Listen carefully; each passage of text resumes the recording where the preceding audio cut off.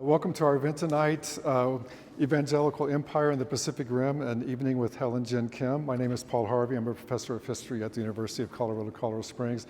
So good to see my friends from Colorado College, my students from UCCS, my colleagues from UCCS, and various other people here. I think some of you from the church here. And I want to start by saying a special word of thanks here to Shayla Lewis-McGuire, our assistant for the Center for the Study of Evangelicalism, who put together our flyer and does all kinds of work for us. And the co-director of the Center for the Study of Evangelicalism, which is putting this event together, Jeff Scholes, sitting here. The mission of our center is twofold. One is we seek first and foremost to promote the study of evangelicalism in all of its aspects. We do not seek to promote it, nor to denigrate it, but rather to understand its history, culture, and its contemporary relevance from as many angles as possible. And secondly, community. We seek to make connections with the Colorado Springs and Front Range community through the center and through community events, and we have all sorts of different community events. A few thank yous as well. First of all, thank you to this church, the Grace and St. Stephen's Episcopal Church, for being so generous as to give us this space. Thank you to the Henry Luce Foundation, which is funding our events for these couple of years. And thank you to Clay Bowen, our videographer and YouTube channel manager, who's standing back there videoing this at this very moment. And now for the main event. So, Dr. Helen Jin Kim completed her BA from Stanford University. Worked for a little while for Google afterwards, that's another story, but then went on to Harvard for her PhD, where she was the William H. Hutchison Presidential Fellow. She studies U.S. religion and history in a global context, focusing on U.S. religious connections to the Asia-Pacific region and transnational history of Asian American religions. She is the author of the book I just showed you, Race for Revival, How Cold War South Korea Shaped the American Evangelical Empire, published by Oxford University Press, published in 2022. And this is the book that's based on bilingual sources, both in the United States and in South Korea. And it won the 2024 Outstanding Achievement in History Award from the Association of Asian American Studies. She is also the co-author of Family Sacrifices, The Worldviews and Ethics of Chinese Americans, published by Oxford University Press in 2019. In 2020, Dr. Kim was awarded both the Emory Provost Teaching Award for Excellence in Graduate and Professional Education and Candler School of Theology's On Eagle's Wings Excellence in Teaching Award. Her commentary appears in The Atlantic, The Washington Post, and NBC News.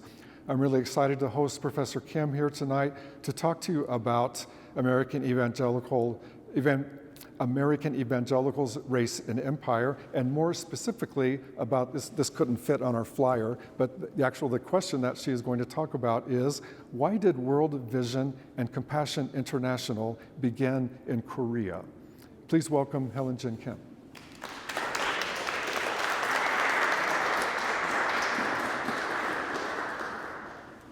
Well, thank you so much, Paul, for that introduction and for inviting me here to UCCSS, and thank you also Jeff and Shayla for welcoming me here. It's been wonderful to be in Colorado Springs, and the weather has been amazing. You all are so lucky. It's so beautiful, and the sun is coming in, and what a wonderful evening. Thank you also to the good people here at Grace and St. Stephen's Episcopal Church for hosting us, and I'm looking forward to our conversation this evening. Just want to make sure, can everybody hear me okay and it's all settled in? Okay, great. Yes, this evening we are going to talk about Evangelical Empire in the Pacific Rim as it relates to my book, Race for Revival. And I'll be going through the PowerPoint slides too, so you can see some of the images up here. But in this book, I'm talking about American evangelicalism and its connections to Asia Pacific, which is across the ocean. But interestingly enough, it has important connections to our very local context here in Colorado Springs. So for example, Compassion International, an organization that I think some of us may have heard of. Anybody here familiar with Compassion International? Is a local American evangelical nonprofit. And it actually had its start in Korea, of all places. So that's actually the first question that I'm gonna begin with today. is why did American evangelical nonprofits like Compassion International or World Vision begin in Korea? So of course, at mid-20th century, Compassion International is not the only American evangelical nonprofit to have connections to Korea, but it is one important one, and there are several others that I'm going to talk about this evening. But actually, just to get the ball rolling, I'd love to just hear from you all if you have any initial thoughts. Why did American evangelical nonprofits like Compassion International begin in Korea? Feel free to just raise your hand and chime in.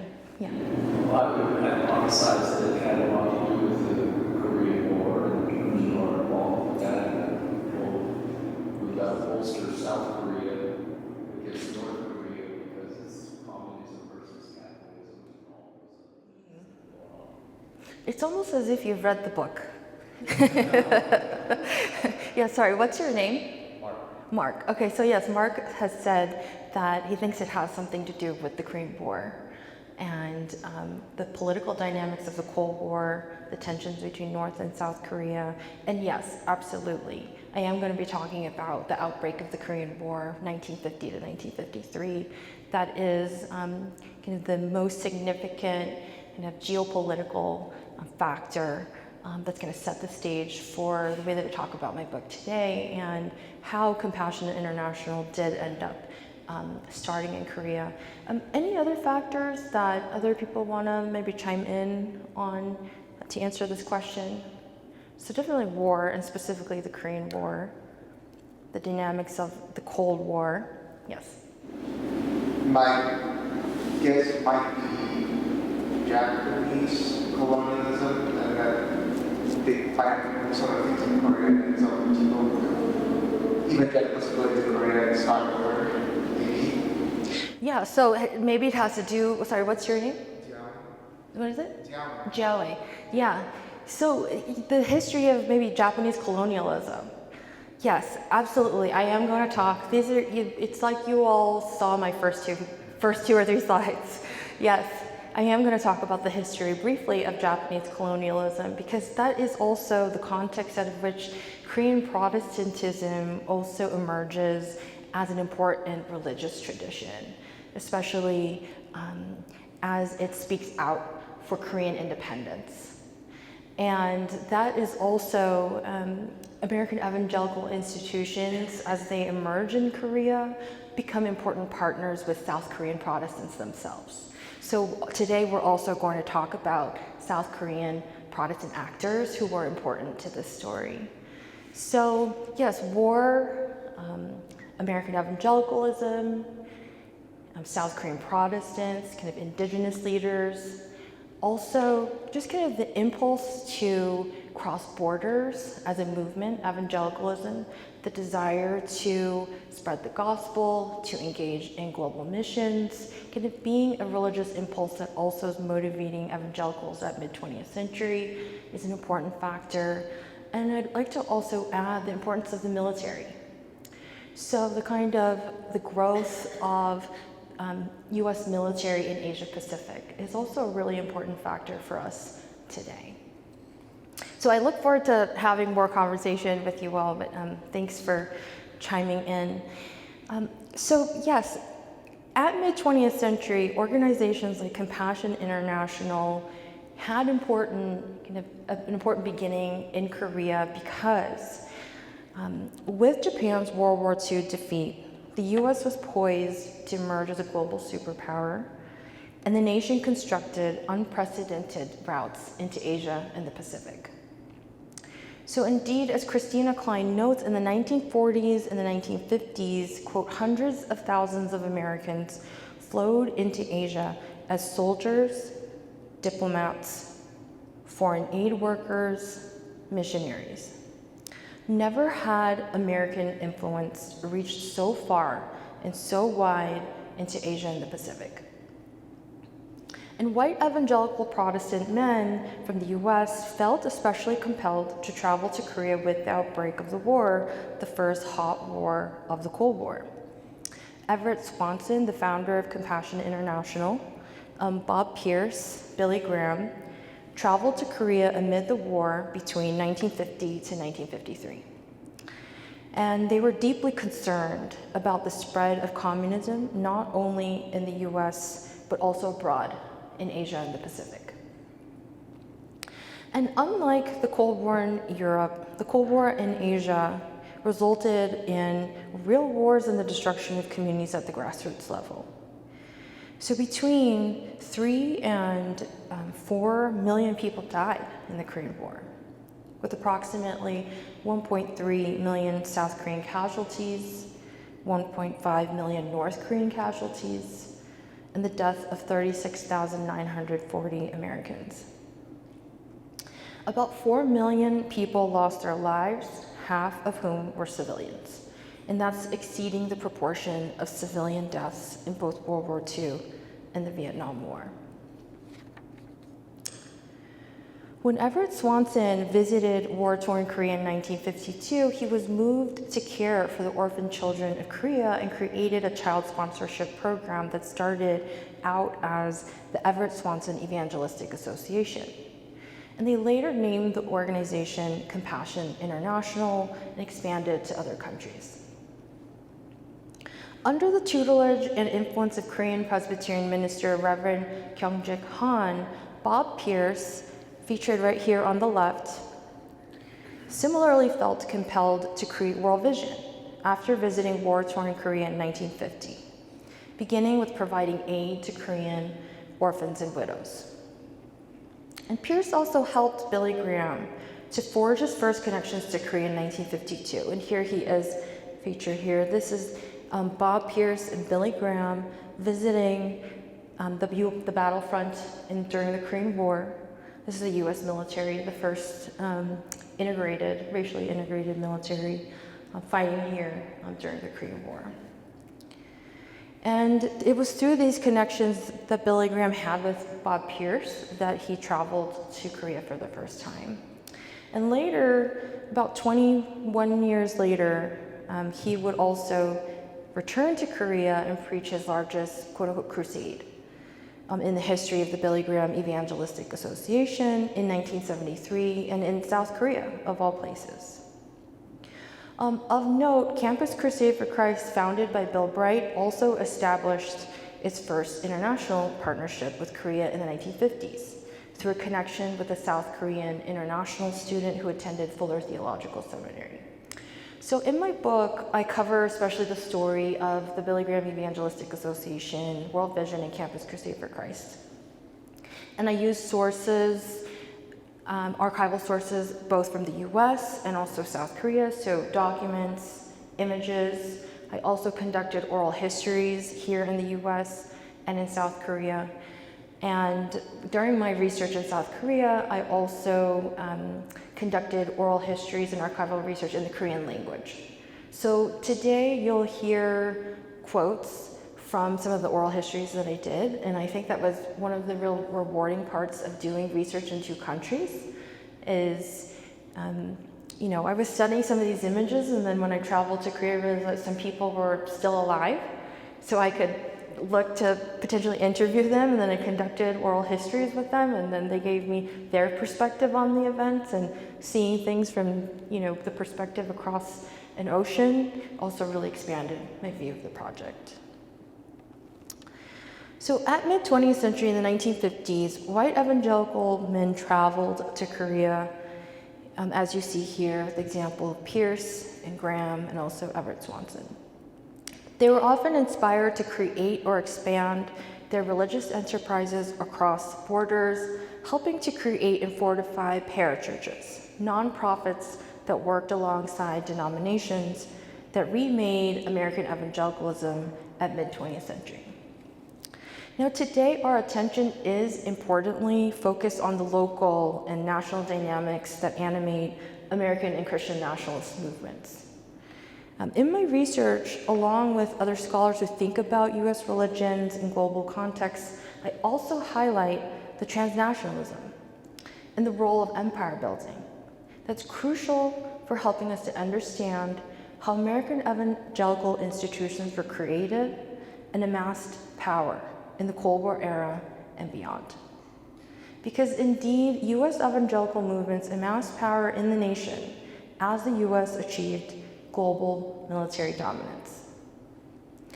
And South Korea, amid 20th century, became an important important ally for U.S. evangelical leaders at the time because of the deep fear of Chinese and North Korean communism in the region. And what held these transnational alliances together was not only U.S. military dominance in the Korean Peninsula, which constructed what I call a, quote, militarized Trans-Pacific Highway, but importantly, non-state networks, especially evangelical connections, committed to anti-communism as a religious, political, and racialized ideal, in turn served as conduits to solidify connections between two nation states. So war, evangelicalism, and militarism were tightly intertwined.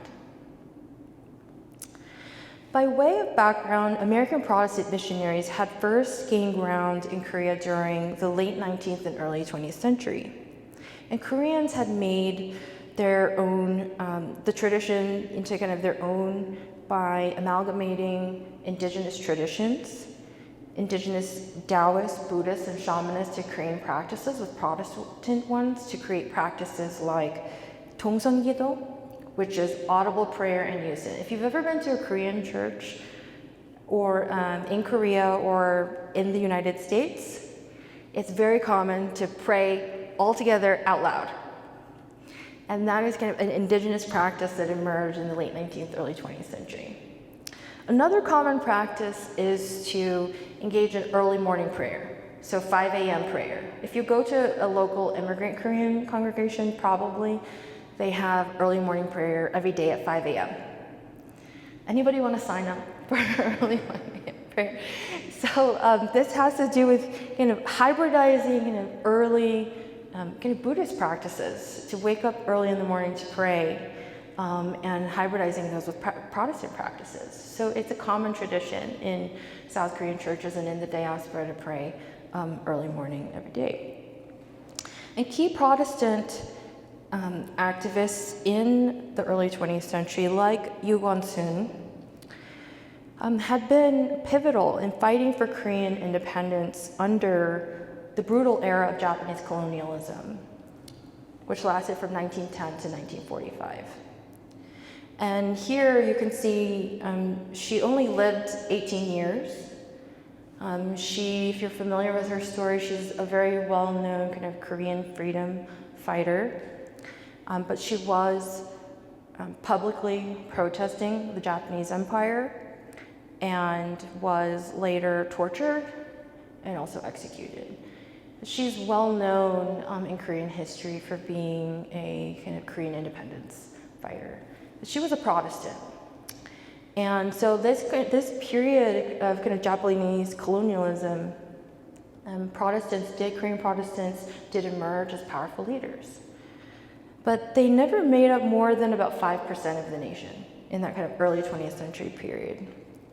Korea being a nation primarily devoted to Confucianism, Buddhism, shamanism. When the Japanese lost World War II and relinquished control of Korea, Koreans were divided in their views about national governance. And amid Korean division, the US backed those who sided with a democratic capitalist vision and went to war with North Korea, helping to arbitrarily divide the country into two countries at the 48th parallel, a division that continues today. And Korea continues as a divided nation as the war continues now going into its 75th year. The Korean War is still technically ongoing.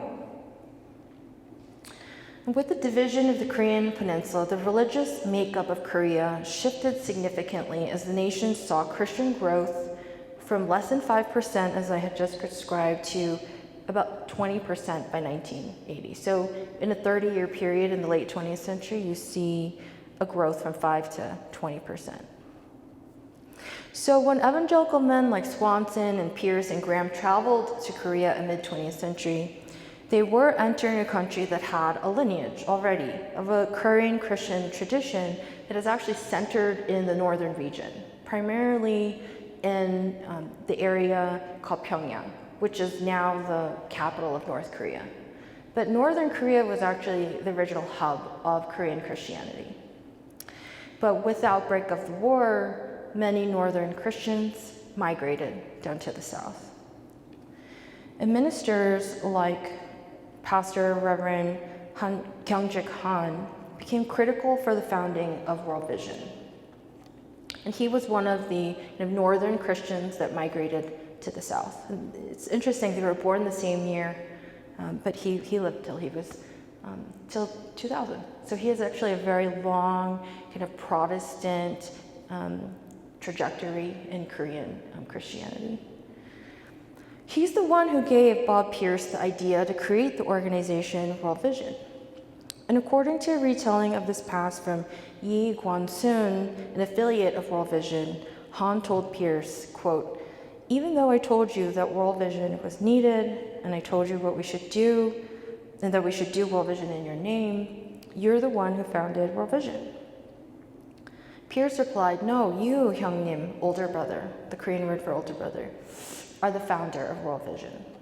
Apparently they went back and forth like this, and, quote, at the end, Pierce said, "You were the one that came up with all of these ideas, that this world needs World Vision, and that World Vision is a name that Reverend Han created."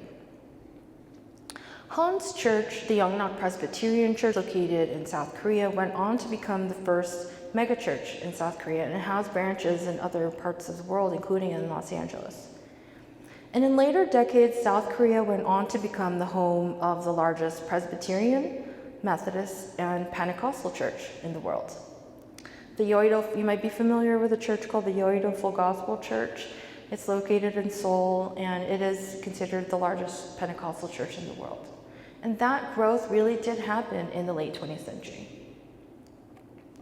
Now, these numbers in terms of South Korean Protestant participation have declined in the COVID-19 and pandemic era, like many communities around the world.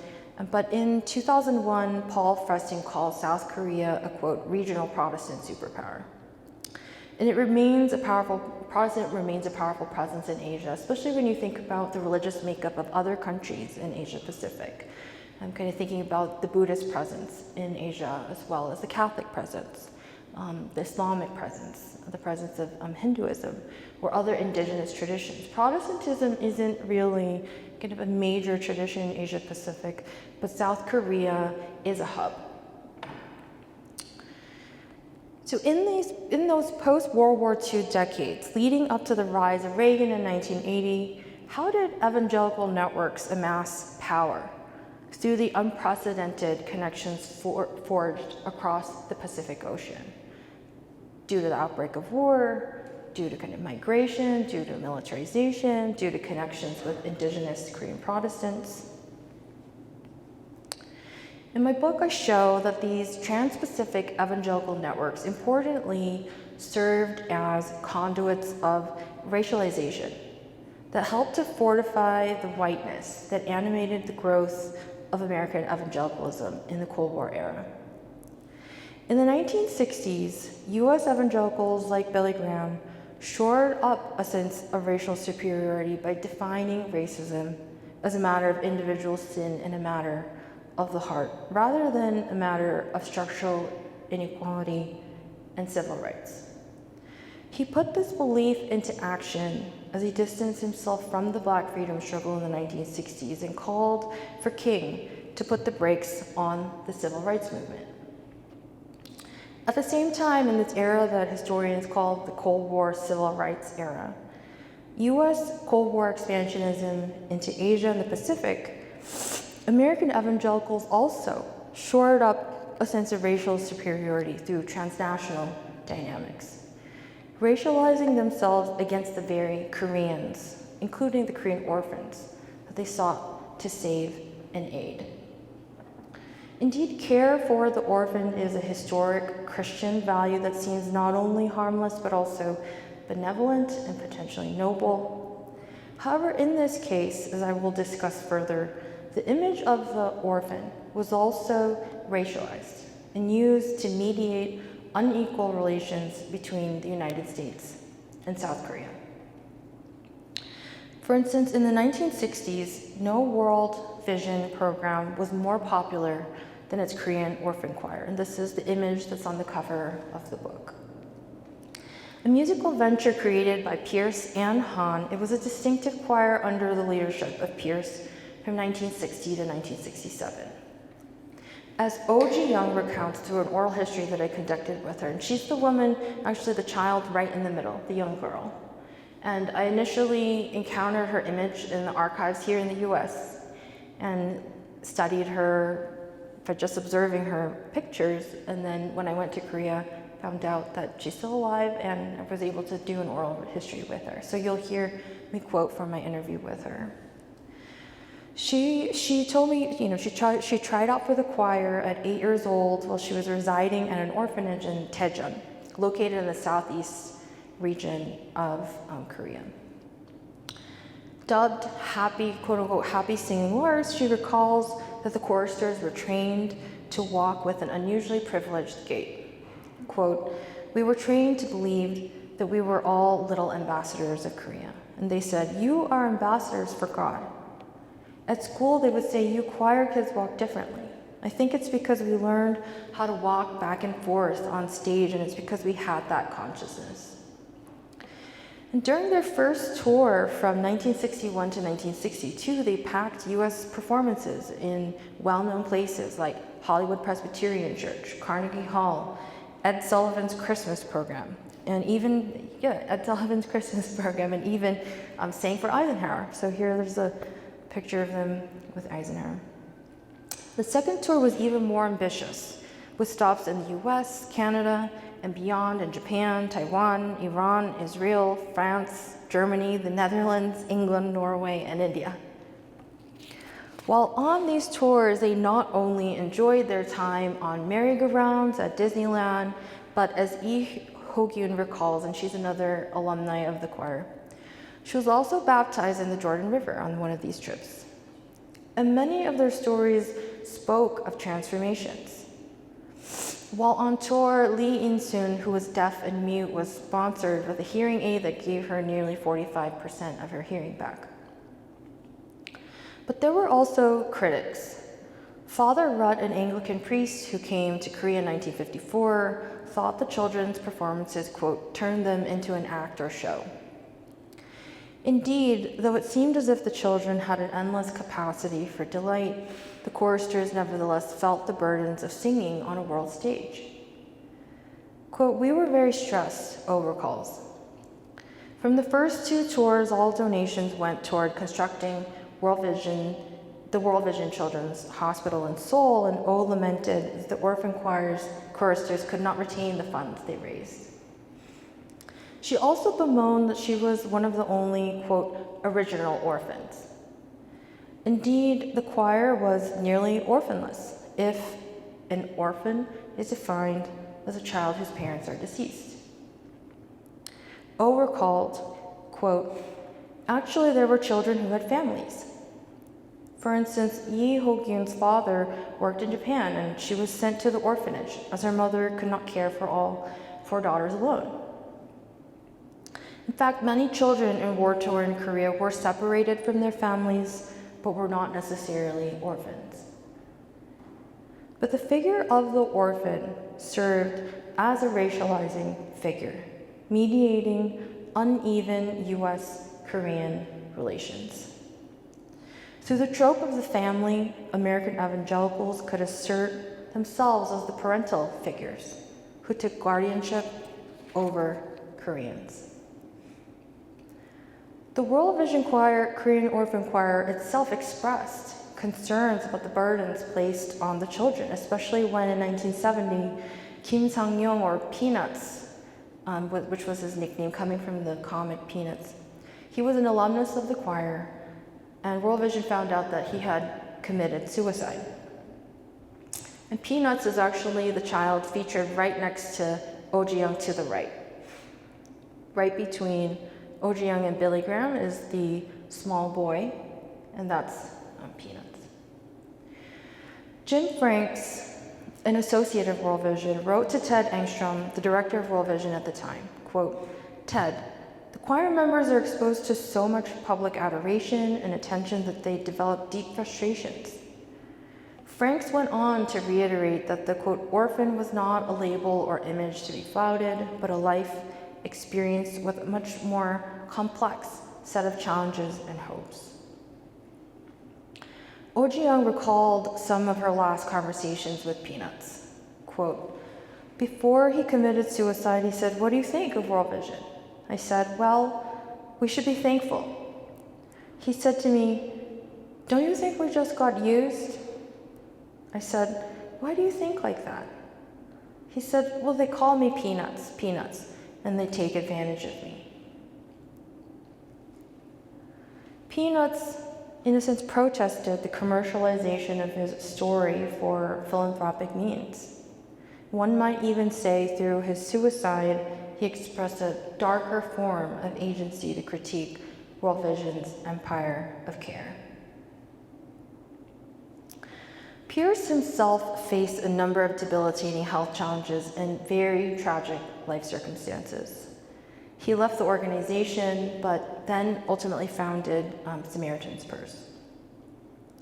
Though World Vision would go on to become a more ecumenical organization, Pierce left much of his legacy in Samaritan's Purse and bequeathed the organization to Franklin Graham, the son of Billy Graham. And if we're interested in understanding how someone like Franklin Graham, a leading Christian nationalist today, could lead a global humanitarian nonprofit, but also back xenophobic policies against migrants and refugees, we can look back to this troubled origin of World Vision's history itself, as American evangelicals constructed an Orientalist vision of care vis-a-vis Korean orphans. Now, this is a story that I unpack even further in the book, especially in chapter 3. But I want to mention that this is kind of the story that's really behind the cover of the book. But I will say that the story does not end here. As my book shows, Koreans were not merely victims. Though her agency was highly circumscribed, Oh Ji-young did not really sit back and let American evangelicals run the show. In later decades, she herself had a born-again experience through which she then sought to reform the World Vision Korean Orphan Choir. She believed the choristers were not having genuine religious experiences that awakened their spirits, and she conducted her own prayer meetings and invited choristers to attend Korean-led meetings where their spirits could be awakened, and they used to pray in these small closets in her room, kind of in this traditional style of kind of Korean prayer in caves. It's also like a tradition that Korean Protestants have. Moreover, in 1973, when Billy Graham hosted his largest quote-unquote crusade in Korea, here 1.1 million people have gathered. Oh did not see this merely as an event where Graham was at the center. Yes, he is there at the center on the left wearing the gray suit, surrounded by 1.1 million Koreans. She saw the event as a means to an end, a stepping stone for her to advance her own vision of the world. But this time through a choir that she created with other Korean women. They could tour the world with Christian song and through albums and tracks that they had created. Even Billy Graham's translator, Billy Kim, who stands right next to him on the right. Yes, they're both Billy and Billy. You can read more about this in the book, especially in chapter 4. And Billy Kim, you see he's standing here actually on a podium because he's about a foot shorter than Billy Graham. So they created a larger podium so they could stand together and preach and translate. And then also they have created a pedestal for him to stand on. Right. But when Billy Kim remembers this event, he remembers it quite differently. When I visited his own church, which is a mega church, in South Korea, in Suwon Central Baptist Church. Here's his reconstruction of the events. Do you see here on the left, here's Billy Kim as a much bigger figure than Billy Graham. And Billy Graham is the sideshow. This is when I visited, this is his kind of memorial in his church. He has a little library and then also an exhibit, and I was interested to see that this was the way that he decided to reconstruct the past.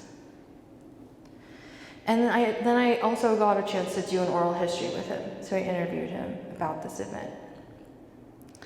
Indeed, he imagined himself as much larger than Graham himself.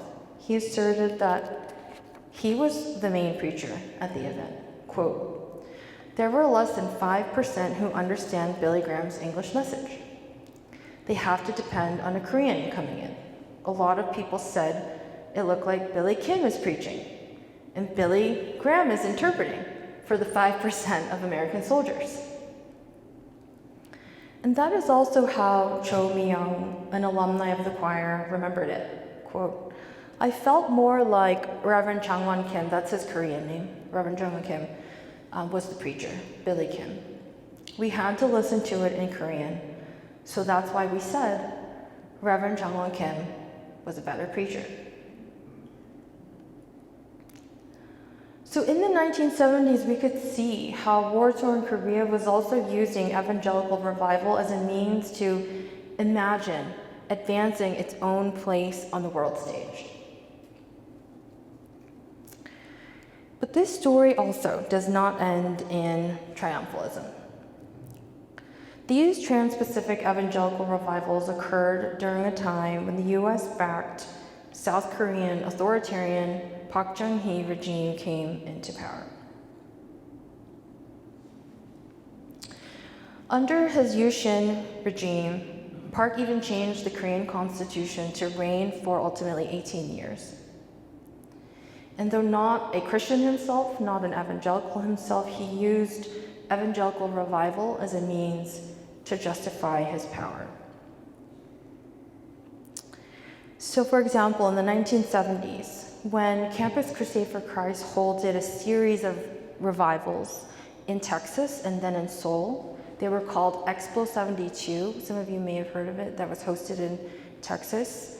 And then they had a series right after that called Expo 74, hosted in South Korea. And Bill Bright was the one kind of in charge of organizing Expo 72, and then Reverend Jung Kim, who he met in the 1950s at Fuller, became the head for Expo 74. And probably in Texas, there were about 80,000 people who gathered at the Cotton Bowl. And then in South Korea in 1974, there were 1.3 million people gathered.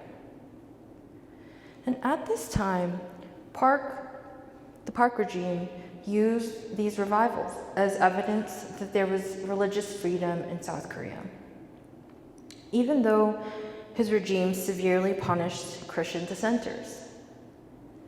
Indeed, a minority group of dissident Christians sought a different religious and political vision in Korea, an explicitly anti-authoritarian politics, anti-authoritarian religious politics that was in contentious relationship with the state. But many of them were locked up and even deported for expressing dissent. South Korean Minister Cho Hwa-soon, here on the right, she was a Protestant minister who worked with the Urban Industrial Mission, working closely with Korean women factory workers at this time, advocating for their human rights, which were harshly violated under Park's regime in the name of kind of rapid industrialization. And when she publicly voiced her support for these women workers, she was imprisoned for her support for them and therefore the critique that she had made against the Park regime. Her close friend, George Ogle, an American Protestant missionary, also worked with her through the Urban Industrial Mission, was deported. on December 14, 1974, for supporting Koreans who spoke out against Park, dubbed a communist supporter. Now, while all of this Christian dissent was happening, in the meantime, we also have the massive revivals being hosted by Campus Crusade for Christ.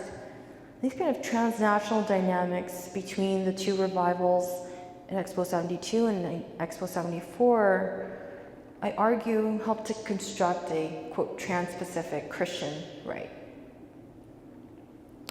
They sought a countercultural revolution that sought to win souls to the exclusion of the social justice message of the gospel, and they argued against liberal notions of freedom at these revivals. As sociologist Paul Chang notes, quote, while progressive Christian leaders were being arrested and interrogated by the Yushin regime, the much larger conservative Christian community was enjoying tremendous growth. Indeed, by 1980, with the rise of Reagan, they helped to bolster the authoritarian power of the Park regime and established close ties with US conservatism. Now, this is actually where my book ends. I studied 1950 to 1980 to the rise of Reagan, and I talk about some kind of ongoing resonances or ongoing legacies. And that's where I want to end with my reflections on how this kind of Cold War history may continue to have resonances and also ongoing legacies today. To this day, the fear of communism animates far-right South Korean politics and religion, and one might even say far-right religion and politics in the US. For instance, when ex-President Yoon Suk-yeol declared martial law in December 2024, he expressed his fear of communism or North Korean spies who may have infiltrated South Korean politics. So it's an ongoing part of the political dynamic in Korea. And now, to be sure, as I've discussed today, South Koreans have a long protest tradition, dating all the way back to people like Yu Gon-sun. And many Christian groups declared their critiques of Yoon. Here you can see an image.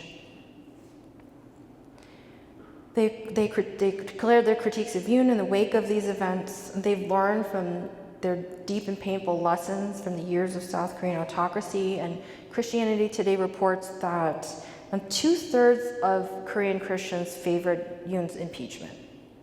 And that helped to advance the impeachment process, the Christian support for impeachment. And even in the diaspora in Korean America, we have a legacy of Protestant protest that has transnationally critiqued Yoon's attempt at declaring martial law. But we also have a cadre of far-right Korean conservatives who voice their agreement with Yoon and use slogans from the January 6th Capitol riot in the US to defend their cause. Here you see them using the US phrase, "Stop the steal." So though a minority, there is still a trans-Pacific right, Christian right, that is operative, that animates Christian nationalist networks in the US and abroad today. And we may also recall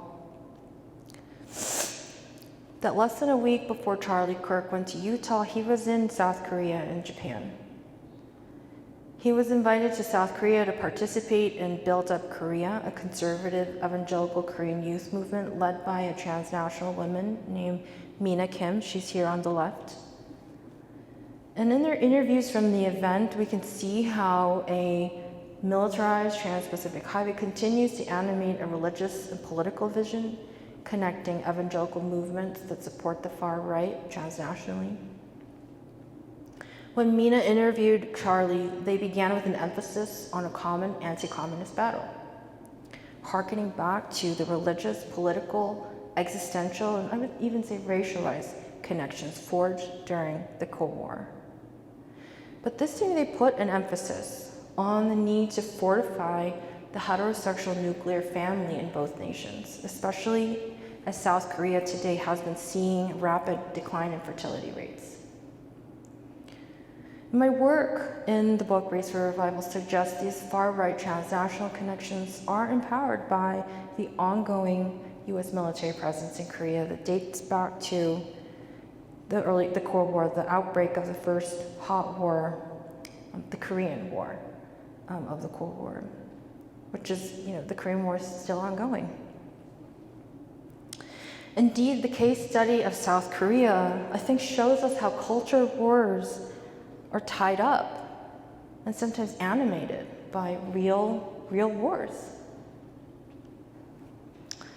But perhaps we can see a shift in these dynamics when we call for the end of war, call for an end to the Korean War, an end to the war in Gaza, an end to the war on immigrants, the end of the war on civil rights, an end to the war on trans people.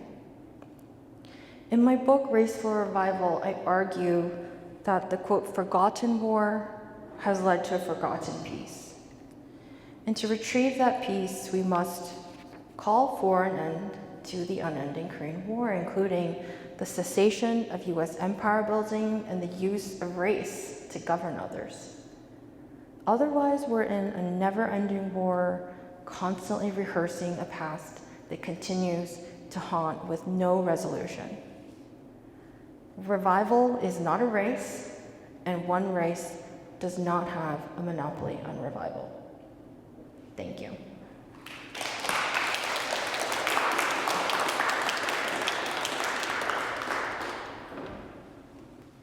So we have plenty of time for questions, and I'm going to ask for those of you who have questions, and I'm going to ask Professor Kim to kind of repeat the question with the microphone just for the purpose of our YouTube channel recording so that it'll come across clearly on that.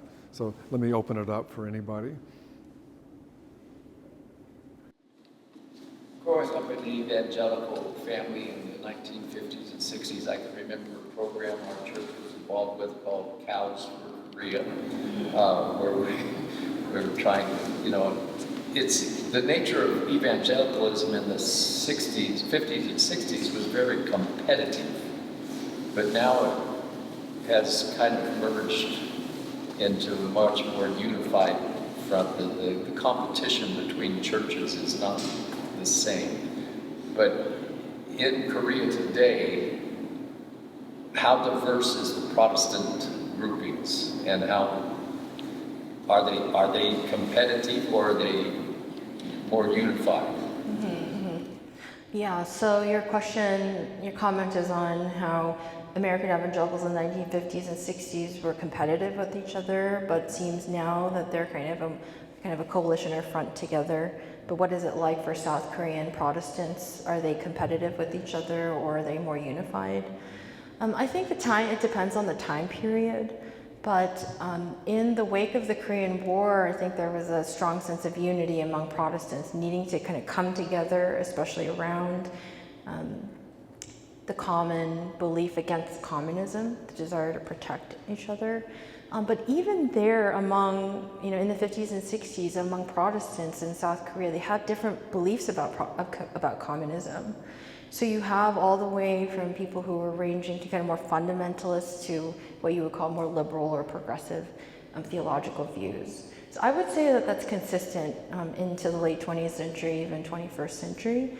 But as I've noted, with those Explo, kind of the Billy Graham revivals and also the Campus Crusade for Christ, those events did create a kind of consolidation, because there's so many people who gathered, right? And they're also thinking about how is this good for our nationalist cause?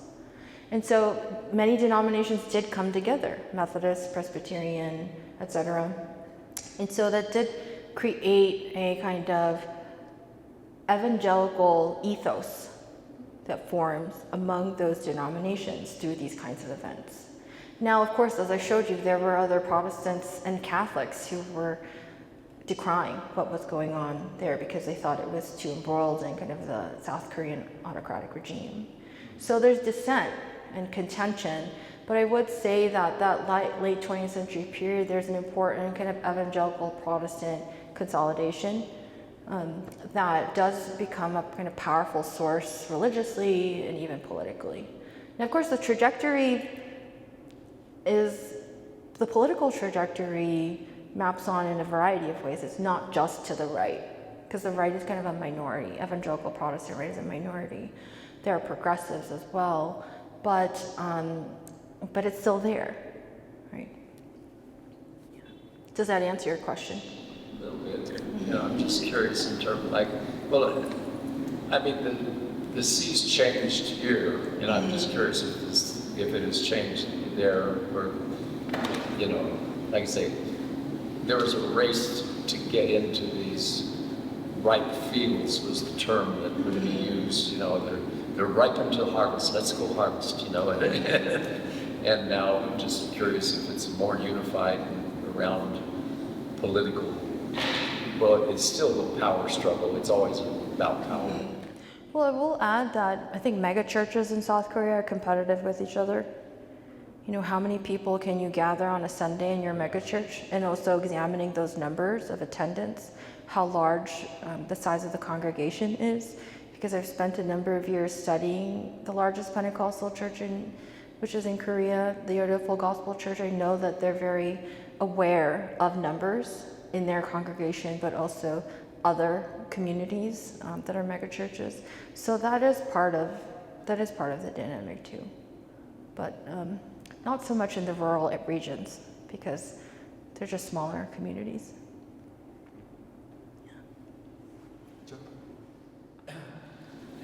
Talk. I'm wondering how you reflect on the recent ice raid at the Hyundai plant in Georgia. And even in kind of the global situation, I'm just looking at the picture of Charlie Kirk up here as well. Why, for instance, the targeting seemingly of South Koreans that were working, many legally, at that Hyundai plant? And some reactions that you've seen, I think there was a New York Times piece a couple days ago that talked about fear among South Koreans, not only South Korea, but also in the United States. I don't know if there's any reflections on that raid in particular, and how it fits into the stereotype of the quote-unquote typical ICE raid over against those across the southern border. This one seemed like an outlier, but perhaps it's not, and how the South Korean community reflects on it, especially the Christian South Korean community. Yeah, so the question is specifically on the recent, the largest ICE raid in U.S. history, actually, that happened a few weeks ago in Georgia, not too far away from where I actually live. I live in Decatur, Georgia, and teach in Atlanta at Emory University, and it's only a few hours away where it happened, the Hyundai plant. And the Hyundai plant also in Georgia, the Atlanta region was a very exciting opportunity for the Korean immigrant community, so I had learned about it for a while. And so, yes, deeply upsetting what's happened at the Hyundai ICE raid. I think 475 people, about 175 people who from Latin America and maybe other Asian countries other than Korea, and about 300 who are from Korea. And yeah, it's just a whole debacle, isn't it? So I have a couple responses to the question. First, I want to say that I think that what's happened at the ICE raid does go back, all the way to the Chinese exclusion era, the 19th century, thinking about, the first kind of illegal immigrant being the Chinese. And so that kind of history is absolutely rooted in also kind of the anti-Asian sentiment that foments in the late 19th century, early 20th century, and then is used to think about also other people of Asian descent, like South Koreans. But importantly, thinking about the southern border, also the shifts in the 20th century, especially the late 20th century, looking at southern border immigration. But I think that Asia Pacific and southern border migration history is really deeply intertwined. So I almost see that what's happening at the Georgia raid as a kind of coming together of that whole past. And so obviously as a historian, I do find it deeply disturbing. And I think the responses I was on a call a couple of weeks ago with a nonprofit that's working with migrants in Southeast. And on that call, there was a Korean American pastor who gave a prayer. There was a congresswoman who joined, and other organizers who were on that call. So there's a kind of immigrant community and Christian and religious, both from Latinx and Asian communities, that are responding in addition to the labor organizers. So that's, I think in some ways that's heartening in terms of just the kind of mutual aid that the communities are trying to provide in the region. And at the same time, there are movements like this one that are very anxious about migration in the US, but also in Korea. So this is a movement where kind of these far-right movements are concerned about the ways in which Korea was once a kind of homogeneous ethnically nation. It's becoming actually right now very multi-ethnic, and it includes a lot of migrant workers. So part of the kind of the far-right dynamic right now in South Korea that includes some Christians is this anxiety around the multi-ethnicity, but also that kind of the desire to create a border between us versus them, the homogeneous kind of ethnic Korean community and these migrant workers. So it's interesting how, I think that is kind of part of what's happening with this ethos of build up Korea, right? This kind of ethnocentrism in an era of migration. So those kind of far right politics, I just want us to be aware they are happening here, obviously, importantly, but in other regions of the world, and including in Japan. Yeah, thanks for your question. Actually, after you just answered that question, I added a little bit to mine. So with everything that's happening with this need for the ethnocentrism and trying to create this idea of ethno-state and going back to, the beginnings and origins of what our country was, and especially like in Korea, how would you say that, what has been the impact, well, I guess, has there been a positive impact or a real cultural benefit from the introduction of Christian evangelicalism in Korea? Because it seems like with the children being used as pieces of propaganda, with the way that the military is really pushing for this right-wing ideology there as well, or just their mere presence is pushing for that.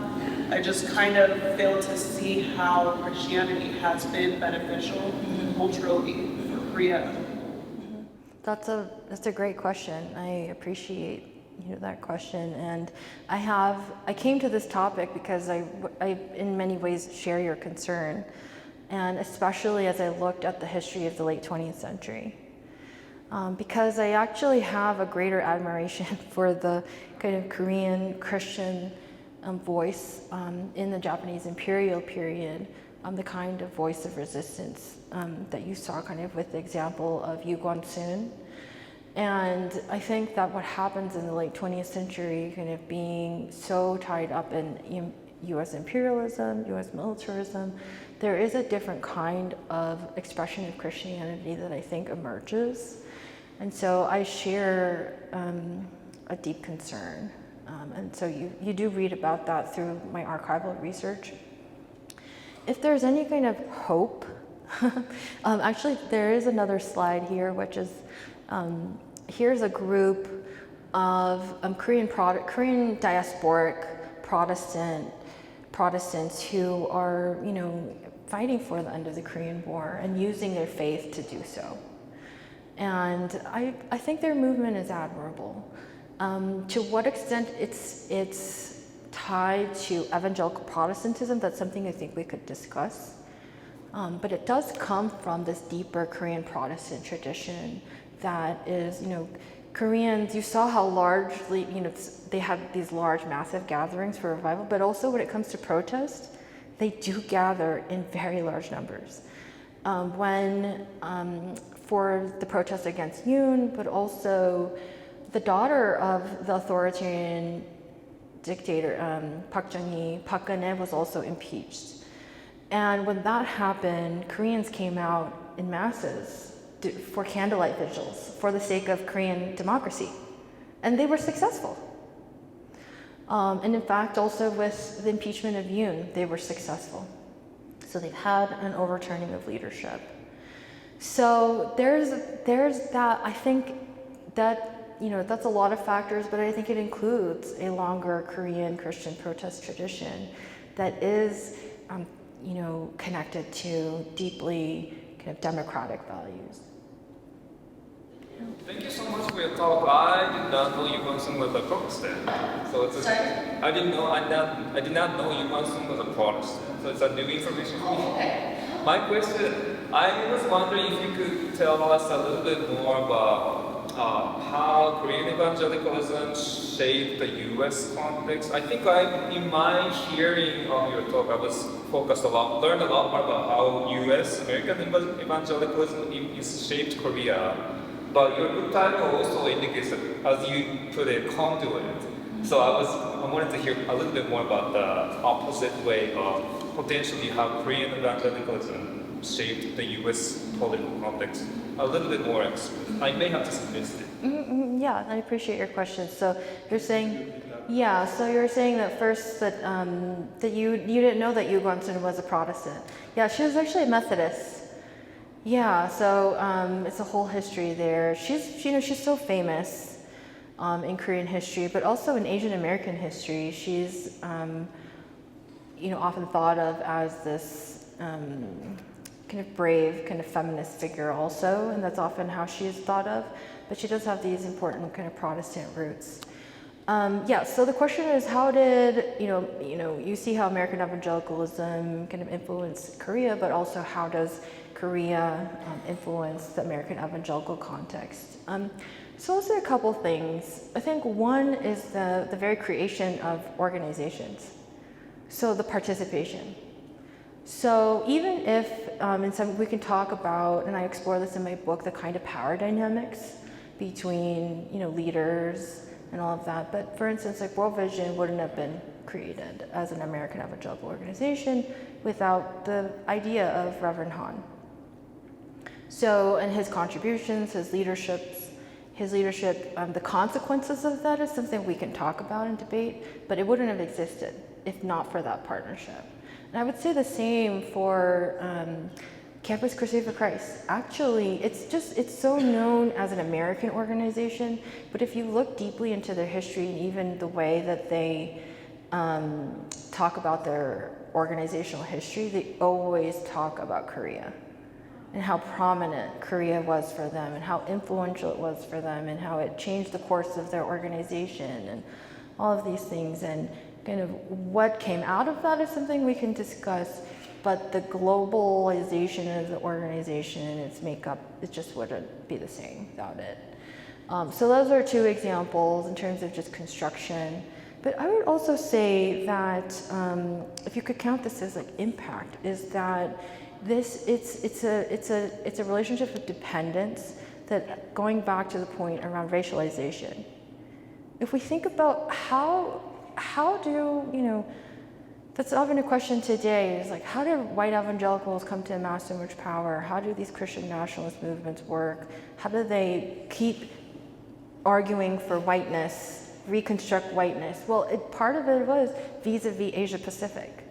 Like that process of like the rise of Christian nationalism today, it's not just culture wars domestically, locally, but it's getting animated through real wars in Asia Pacific. Like in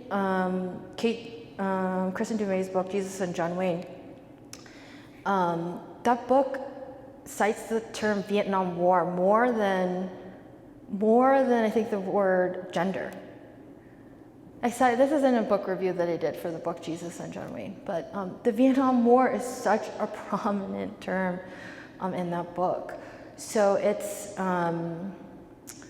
like we can't think about the history of kind of white militant evangelical masculinity without kind of its connections to Asia. Yeah. So those are some, but I think also I'll just add one more. Is that I think that I have talked about the kind of conservatisms But I think also what we're seeing in the when you look at the post-1965 period into the 21st century, is that there's a whole community of Asian and Asian American evangelicals.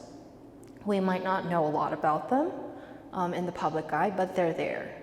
And they do have an important presence in American evangelicalism. They're not always, some of them are on the far right, but a lot of them are more moderate or liberal to progressive. And they've also been, you know, kind of shaping new ways of thinking about immigration and race from within American evangelicalism. So that's also part of the story. Yeah, okay, in the back. Yeah, thank you so much. So you've started to answer this question a little bit already, and it's a bit broad, but I'm kind of wondering a bit about the comparison between Christian nationalism in the US context, and if there's a parallel or what the parallel looks like in the Korean context. So like, what are the core similarities and differences between Christian nationalism in the US and Christian nationalism in Korea, such as Yeah, so the question is around how would we compare Christian nationalism in the US context and Christian nationalism in the South Korean context. So I do talk about this a bit in the last chapter of my book when I talk about Campus Crusade for Christ. I'll say two things. One is that I do think that when we think about Christian nationalism in the Korean context, the periodization really does matter, because when we talk about Christian nationalism in the Japanese colonial context, it does look like Yugonsun, right? Thinking about Korean Christian nationalism against Japanese empire, also vis-a-vis Japanese Shintoism, veneration of the Japanese emperor. Korean Protestantism was very powerful because they saw it at that time as a religio-political critique of Japanese imperial rule. So you see that getting folded even into the Korean War era. Someone like Reverend Han Kyung-jik was a Korean Christian nationalist, but what he meant by that at mid-20th century was that he was, you know, wanting Korean freedom, independence, sovereignty from Japan, and also moving into the period of the national division of Korea and Korean sovereignty. What does that look like? Free from Japanese rule, free from US rule, etc. So there's that deep lineage of a kind of desire for national determination that's part of Korean Christian nationalism. So it's not like, you know, America First Christian nationalism here in the US. But I will say that by the time you get to 1970s, 1980s, and Protestantism is gaining so much ground in South Korea, it has a lot more resources. It's more connected to US empire, US militarism, US Christian nationalism, US politics, US conservatism. And how do they also then use those resources to make arguments in the nation, but also around the world? I think it does, you begin to see in the 1970s during that autocratic period and beyond, even into the 80s, before real South Korean democratization in the early 90s, this impulse to be the next Christian kingdom, these aspirations of Koreans themselves who want to advance a Christian kingdom for the world, where it's not just Koreans who are at the top with Americans. Actually, Americans, Reverend Jung Kim says this, I quote him, Americans will work for Korean Christians, right? It's going to be a Korean modeled and Korean led Christian kingdom. So I think there you see some of the kind of resonances with even Christian nationalism today in the US, where you have one group that kind of reigns. So this is a question from on the ground in Colorado Springs. I think it's 4 or maybe 5 blocks away is the International Office of Young Life, which represents itself at least as a less imperialist, I mean, perhaps not here, but that's my understanding from living here for many years, edge of evangelicalism founded, I believe, in the 1940s. Is there a real difference between other sorts of organizations located also in Colorado Springs, which is a wonderful quilt of Christian organizations? Is there a perceptible difference on the ground in Korea between an organization like Young Life, which is less overtly imperialist, one might say, than Compassion International, and those other organizations you've considered in the book? Yeah, so Young Life is also connected to Campus Crusade, right? It's a kind of there's a connection there. Okay, yeah.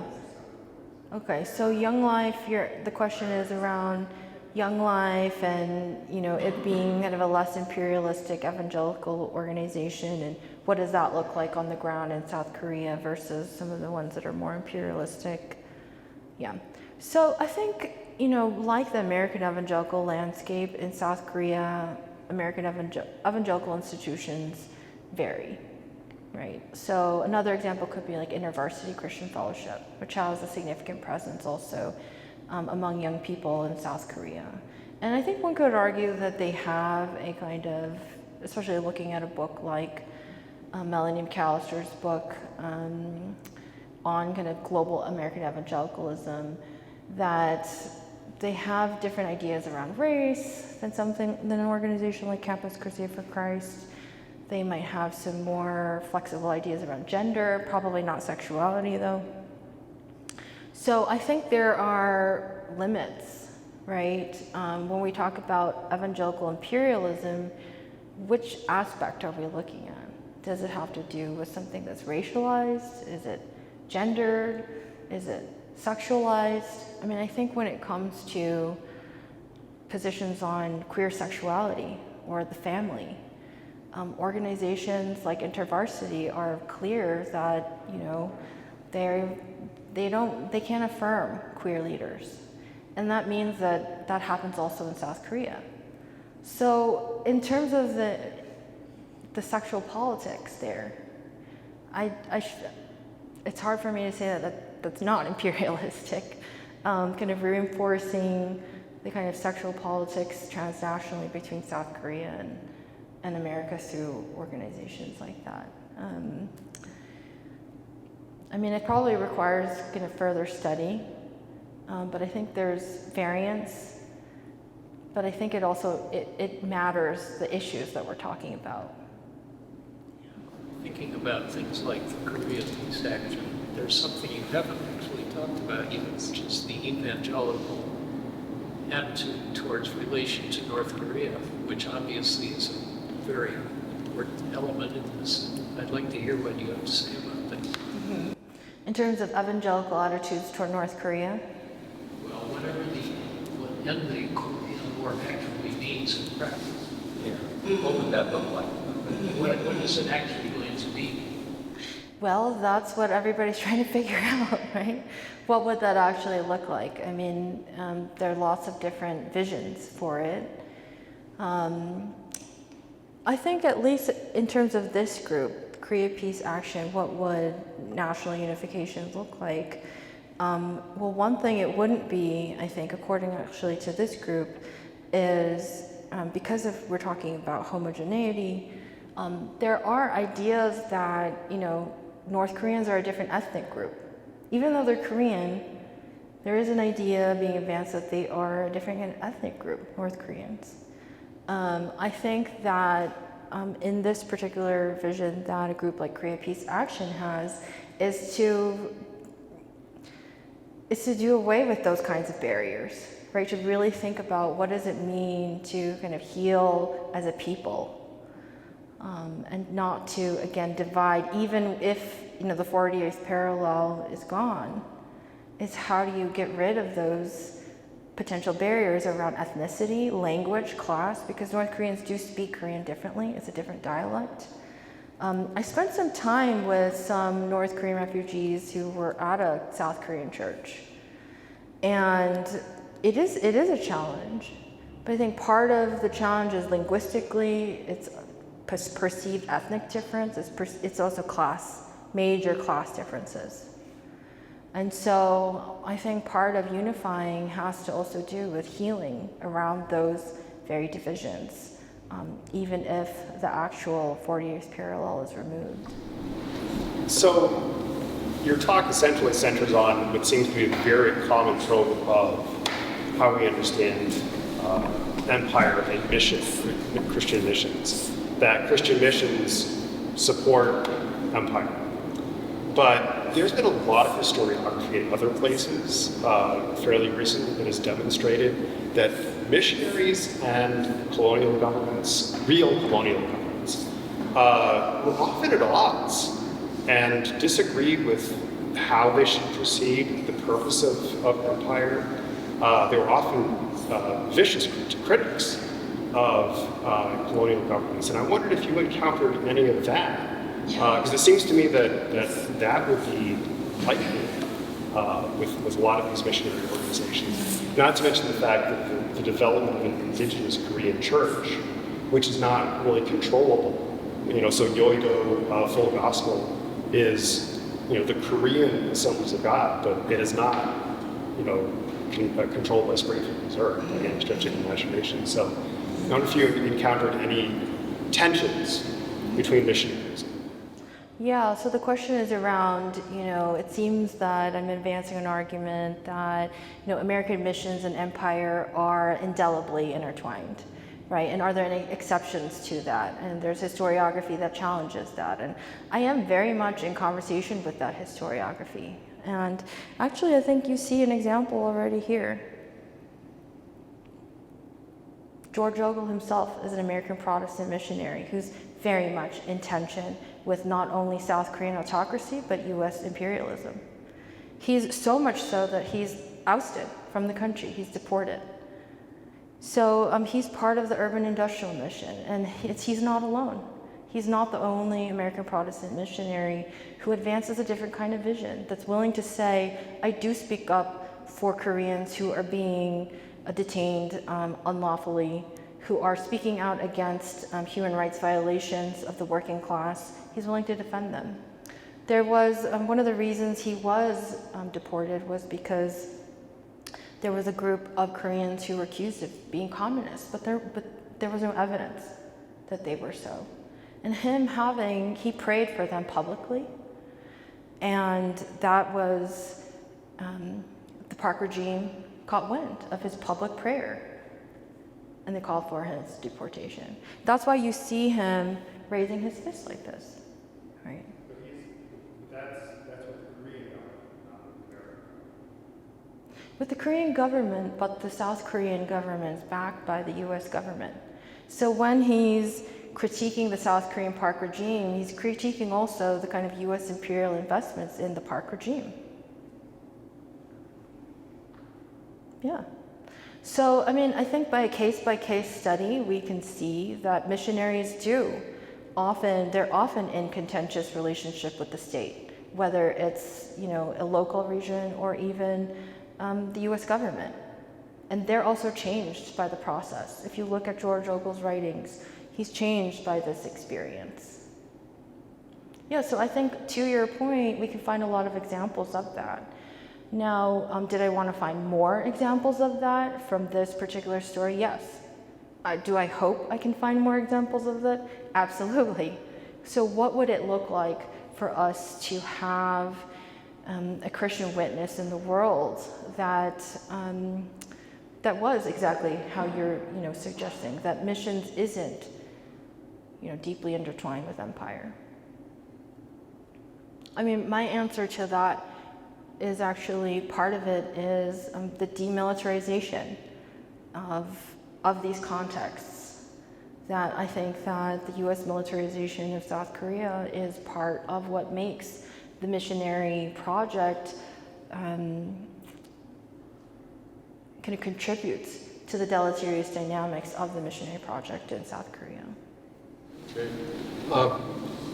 I would like to ask if you can do a little methodological explanation of how you develop your thesis. I read the Christianity Today coverage of your book. I sensed the reviewer had some discomfort about how you attributed motivation. Of course, if we pulled in Bob Pierce or Bill Bright and said, are you doing imperialism and militarism? They'd say, oh no, we only care about kids, right? Or care about spreading the gospel. Of course, a thoughtful historian or social scientist is going to say, you can't just trust people's comments on their own motivation. But if you're going to attribute motivation differently, you have to have your own rationale for doing so. Can you take us through briefly how you did that? Yeah, I appreciate the question. So it's a methodological question, and specifically thinking about the motivation of actors, for instance, like Bob Pierce or Billy Graham. And I think that the point is, especially when it comes to concepts like race or racialization, because I think you're referring to the Christianity Today review, which I've read. And I think they're talking about, okay, how does Kim think about racialization across the Pacific? And I can talk to that, especially methodologically.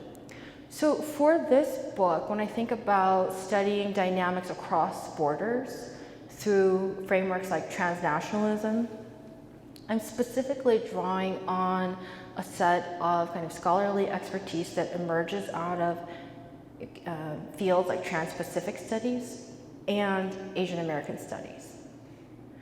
And Asian American studies and Trans-Pacific studies does really critically analyze US connections to Asia Pacific by challenging narratives that replicate themes of imperial fantasy. So that's the literature we have to become familiar with in order to really understand my method of approaching race and racialization. Is that there's this whole historiography that is taking on replicating Orientalist tropes, imagining Asia Pacific as a kind of an imperial fantasy, an economic resource that can be land that can be exploited, people who can be exploited, kind of this exotic place. And there's a whole historiography that's challenging the way that we imagine Asia Pacific. And my research comes from that literature that wants to challenge those narratives that replicate kind of Orientalist tropes or the trope of an imperial fantasy. So actually that's where intellectual apparatuses like critical race theory does play a part in my work, because critical race theory is a part of ethnic studies and Asian American studies, Trans-Pacific studies. So critical race theory, takes on categories like whiteness. It takes on categories like Orientalism. It takes on categories of paternalism that are racially coded.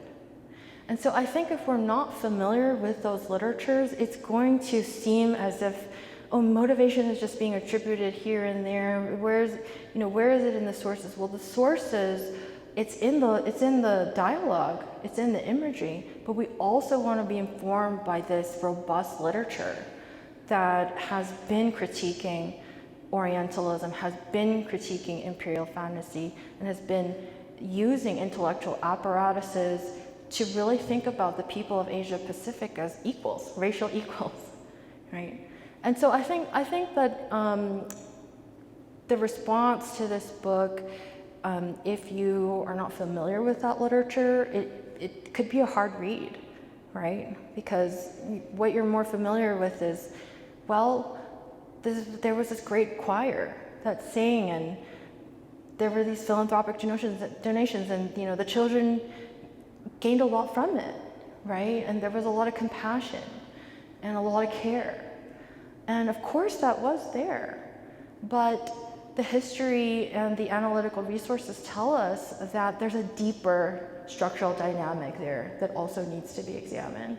And just to add to that, I know we're right at time, is that even now, if you look at kind of the legacies of the Korean War and orphans and adoption and all of that, it's still a big point of controversy today. And it's something I don't have time to get into, but from a policy level, it is of great concern to the South Korean government and to the adoptees and the quote-unquote orphans themselves too, and their stories. It's a heterogeneous landscape, but it's still something that powerfully is being discussed. Yeah. Well, please join me in a round of applause for this great, wonderfully provocative presentation. Thank you.